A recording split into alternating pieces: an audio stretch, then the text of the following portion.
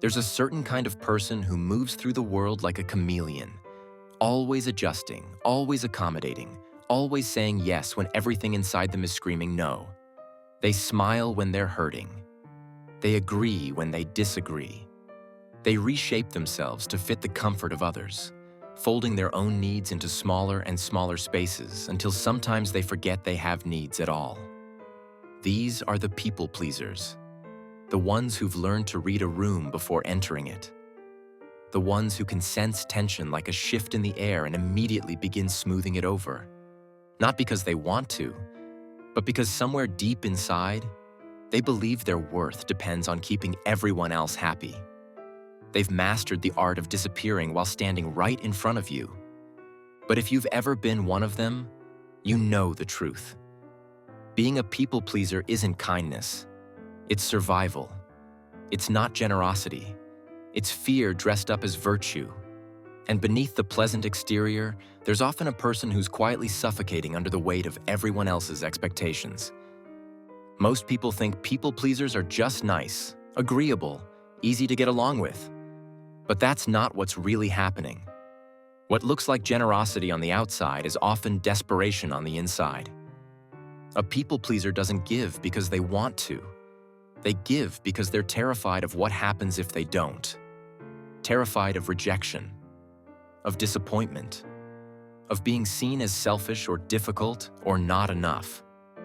Psychologically speaking, chronic people-pleasing is a behavior pattern rooted in something called external validation dependence. It means your sense of self-worth isn't coming from inside you.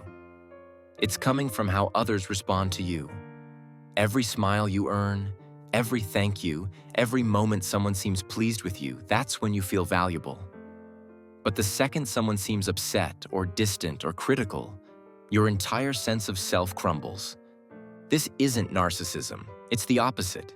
It's self-erasure. Because a people pleaser has learned, often very early, that their authentic self isn't acceptable. That who they really are, what they really want, what they really feel, is somehow wrong or too much or not enough. So they learned to perform, to become what others needed them to be. And here's the cruel irony. The more you please others, the less they actually see you. Because what they're seeing isn't you at all. It's a carefully constructed version designed to make them comfortable. You become a mirror, reflecting back what people want to see. And in the process, you disappear. People pleasers are masters of reading others. They can detect the slightest shift in mood, the smallest hint of disappointment. It's not a superpower. It's hypervigilance. It's a survival skill developed in environments where love felt conditional, where approval had to be earned, where being yourself carried consequences. Many people pleasers grew up in homes where their emotional needs were ignored, minimized, or punished. Maybe they had a parent who was critical, emotionally unavailable, or volatile. Maybe they learned early that the only way to stay safe, to keep the peace, to receive any form of love, was to be good, to be helpful, to never be a burden. So they became experts at anticipating needs. They learned to manage other people's emotions before those emotions could become dangerous. They became the child who didn't cry, the teenager who didn't rebel, the adult who never asks for too much, and everyone called them mature, responsible, selfless. But really, they were just scared. There's a term in psychology called the fawn response. It's one of the 4 trauma responses alongside fight, flight, and freeze. When fighting back isn't safe, when running isn't possible, when freezing won't protect you, you fawn, you appease. You become whatever the other person needs you to be to de-escalate the threat. For many people pleasers, this wasn't a choice. It was adaptation. It was how they survived. But here's what no one tells you about people pleasing. It doesn't end when the danger does. The behavior becomes so deeply wired, so automatic, that even when you're safe, even when you're with people who would accept you as you are, you still can't stop performing. You still can't say no. You still can't disappoint anyone, even when disappointing them is exactly what you need to do to honor yourself. And so you carry on. saying yes to things you don't want to do, agreeing to plans that drain you, listening to people talk endlessly about themselves while never sharing your own struggles, apologizing for things that aren't your fault, over-explaining, over-functioning, over-giving, until you're so depleted, so resentful, so exhausted that you don't even recognize yourself anymore. Because that's the hidden cost of people-pleasing. It's not just that you're tired, it's that you've abandoned yourself. Every time you say yes when you mean no, you betray yourself. Every time you silence your own voice to keep the peace, you teach yourself that your truth doesn't matter. Every time you prioritize someone else's comfort over your own boundaries, you reinforce the belief that you're not worth protecting. And the cruelest part? Most people-pleasers don't even realize they're angry. They've been taught that anger is bad, that it's selfish, that good people don't get upset. So they bury it. They smile through the rage. They convince themselves they're fine. But anger doesn't disappear just because you ignore it. It turns inward. It becomes depression, anxiety, exhaustion, illness. It becomes a quiet hatred of yourself for not being able to just be happy making everyone else happy. You'll often find people-pleasers surrounded by people, yet feeling completely alone. Because you can't feel truly connected when no one knows the real you. You can have 100 friends and still feel unseen, because those friendships are built on a lie.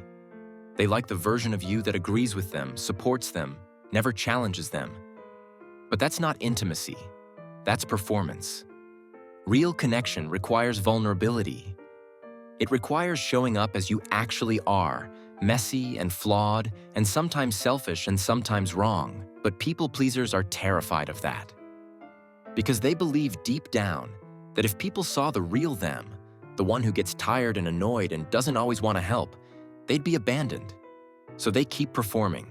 They stay helpful and agreeable and accommodating, and people take advantage of it, often without even realizing it. Because why wouldn't they? You've trained them to expect your endless availability. You've taught them that your needs don't matter. You've shown them that they can rely on you to always say yes. And when you finally, inevitably burn out and try to set a boundary, they're shocked, hurt, confused, because you've been so consistent in your self-sacrifice that they genuinely didn't know you were suffering. And here's the part that people-pleasers hate to hear. You taught them to treat you this way, not because you're weak or stupid, but because you were afraid. Afraid that if you asked for what you needed, if you said no, if you prioritized yourself, you'd lose them. So you gave and gave and gave, hoping that eventually your sacrifice would earn you the unconditional love you've always craved. But it doesn't work that way. Because love that has to be earned isn't love. It's a transaction. And you're exhausted from paying a bill that never decreases. There's a concept in psychology called the self-silencing theory. It describes how people, especially those who fear abandonment, learn to suppress their own thoughts, feelings, and needs to maintain relationships. They silence themselves to keep the peace.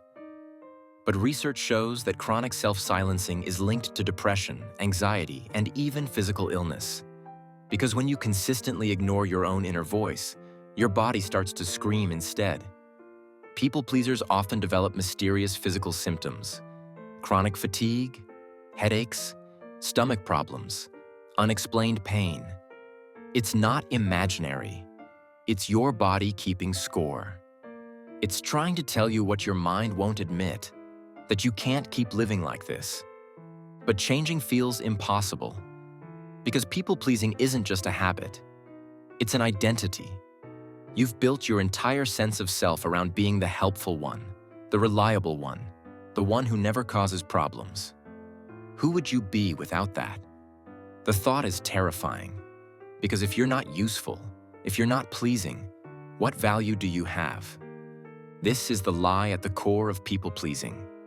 The belief that your worth is conditional, that you have to earn the right to exist in other people's lives, that love is something you have to pay for with your compliance. But here's the truth. You are not a service. You are a person. And your needs, your boundaries, your authentic feelings, They're not inconveniences to be managed. They're the very things that make you real. Learning to stop people-pleasing isn't about becoming selfish or cruel. It's about learning to include yourself in the circle of people you care for. It's about recognizing that you deserve the same kindness you so freely give others. It's about understanding that boundaries aren't walls. They're invitations to genuine connection because they allow people to see and love the actual you, not just the performance. And yes, when you start setting boundaries, some people will be upset. The ones who benefited most from your self-abandonment will call you selfish. They'll accuse you of changing, of not being yourself anymore. And in a way, they're right. Because the self they knew was never really you. It was the costume you wore to keep them comfortable. Real relationships survive boundaries. In fact, they require them. Because intimacy can't exist between a real person and a performance. It can only exist between two people who are brave enough to show up authentically, needs and all. One of the most difficult things for a people-pleaser to learn is that disappointment is not danger. Someone being upset with you is not the end of the world. Their discomfort with your boundary is not your responsibility to fix. You can care about someone's feelings without being responsible for managing them. There's a difference between kindness and self-betrayal. Kindness comes from a full cup. It's chosen freely. It doesn't leave you depleted or resentful. Self-betrayal, on the other hand, is what happens when you give from an empty cup because you're too afraid to say it's empty. Many people-pleasers experience what's called compassion fatigue. It's the exhaustion that comes from caring too much, from absorbing everyone else's pain, from constantly trying to fix and help and rescue. But here's the thing about compassion. Real compassion includes yourself. If you're only compassionate to others while treating yourself with contempt, that's not virtue. That's self-destruction with good PR. History is full of people-pleasers. Princess Diana spent her life trying to be what the royal family, the press, and the public needed her to be.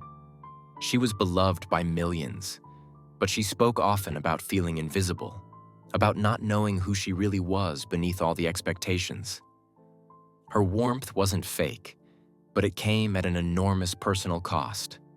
She gave endlessly, smiled through pain, and shaped herself to fit impossible standards. And in private, she struggled with depression, eating disorders, and a profound sense of emptiness, because no amount of external validation can fill the void left by self-abandonment. Marilyn Monroe was another. She performed happiness and sexuality and charm, becoming exactly what the world wanted her to be. But behind the image was a woman who felt deeply unseen, who desperately wanted to be taken seriously, who was exhausted from the constant performance. She once said, "I'm so many people. They shock me sometimes. I wish I was just me." That's the confession of a people-pleaser. The loss of self in service of everyone else's needs. Even historical figures celebrated for their selflessness often paid a hidden price. Mother Teresa devoted her life to serving others, but her private letters revealed decades of spiritual darkness, of feeling abandoned by God, of profound inner emptiness. She never spoke about it publicly because that would have disappointed people. So she kept performing the role of the joyful saint while suffering in silence. That's what people-pleasers do. They protect everyone from their pain, even when that pain is killing them. The pattern is always the same. Give until you disappear. Smile until you forget what real joy feels like. Be whatever others need until you can't remember what you needed. But here's what's possible on the other side of people-pleasing. Authenticity. The kind of relationships where you don't have to edit yourself. Where your no is respected as much as your yes. Where people love you not because of what you do for them, but because of who you are. Where you can be tired, or grumpy, or unavailable, and it doesn't cost you connection. Imagine waking up and not immediately scanning your phone for messages to respond to, problems to solve, people to appease. Imagine saying no and not spending the next 3 hours drowning in guilt. Imagine having energy left at the end of the day because you didn't spend it all managing everyone else's emotions. That's not a fantasy. That's what happens when you start choosing yourself. When you start treating your own needs with the same urgency you've always given to others. When you stop believing that your worth depends on your usefulness. The journey out of people-pleasing is uncomfortable. It requires you to tolerate other people's disappointment without immediately trying to fix it. It requires you to sit with guilt even when you've done nothing wrong.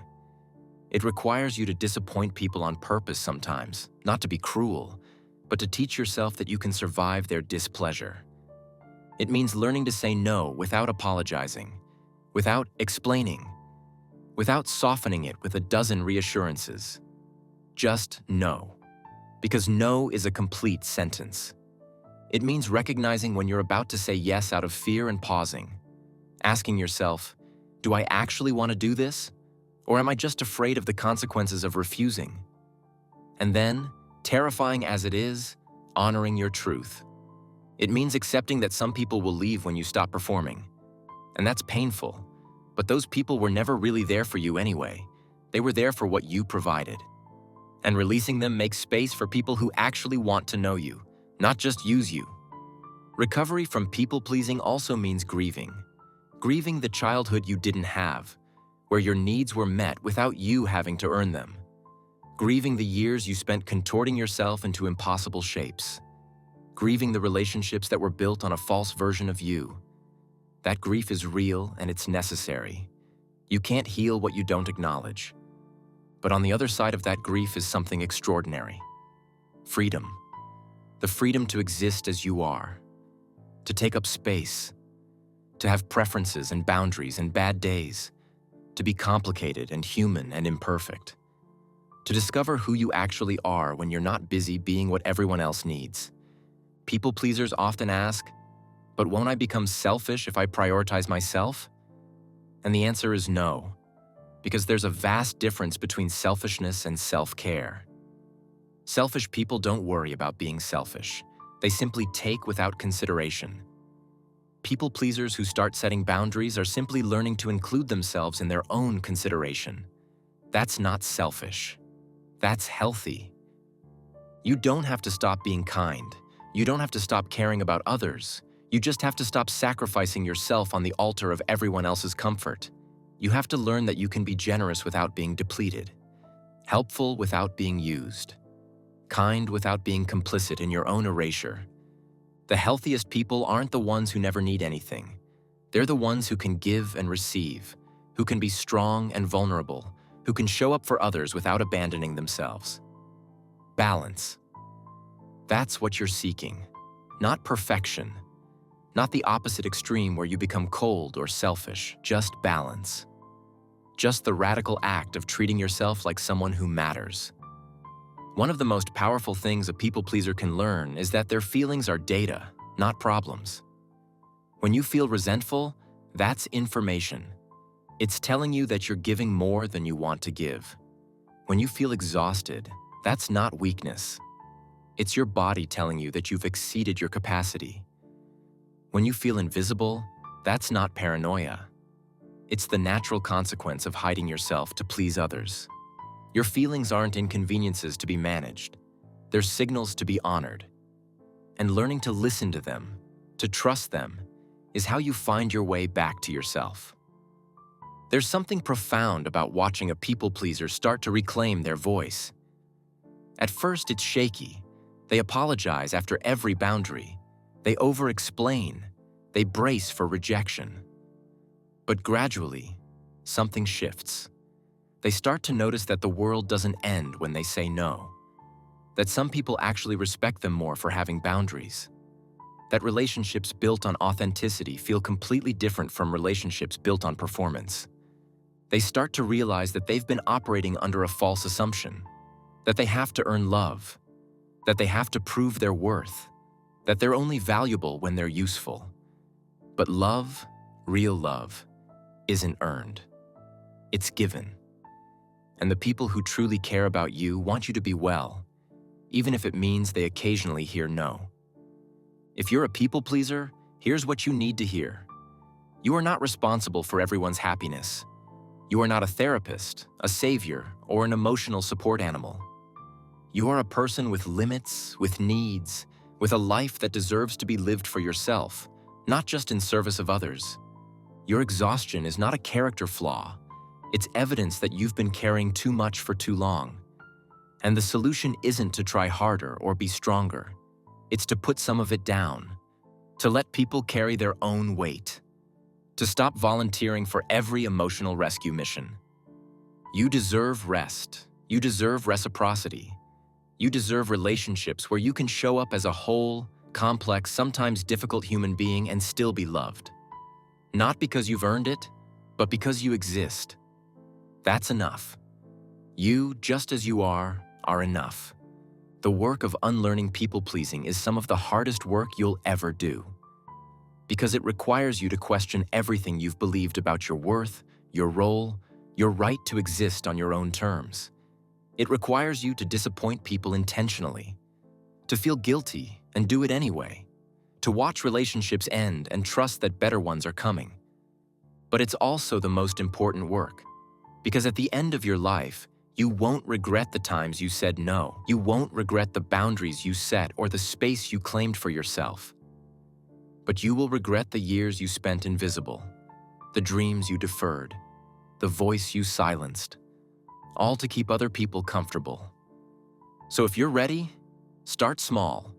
Say no to one thing this week that you would have automatically said yes to. Notice the guilt. Sit with it. Remind yourself that discomfort doesn't mean you're doing something wrong. It just means you're doing something different. Start paying attention to your body. Notice when your stomach tightens at a request, when your shoulders tense at someone's expectations. Your body knows the truth even when your mind is still trying to convince you to comply.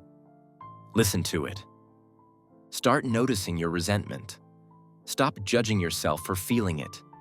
It's trying to help you. It's showing you where your boundaries should be.